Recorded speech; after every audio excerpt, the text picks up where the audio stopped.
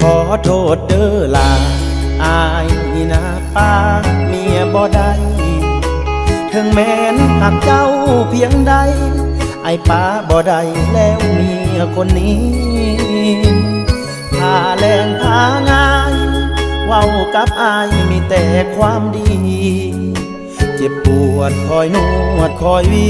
ย้อนว่าความดีอายลืมบ่ได้อายหักน้องลาสุดปรารถนาคือเว้ามาเทียบสองคนเจ้ายังเสียเมียเก่าเว้าเรื่องเอาใจคันลาวปล่อยด่ากับพ่อสิว่าอายสิหนีไป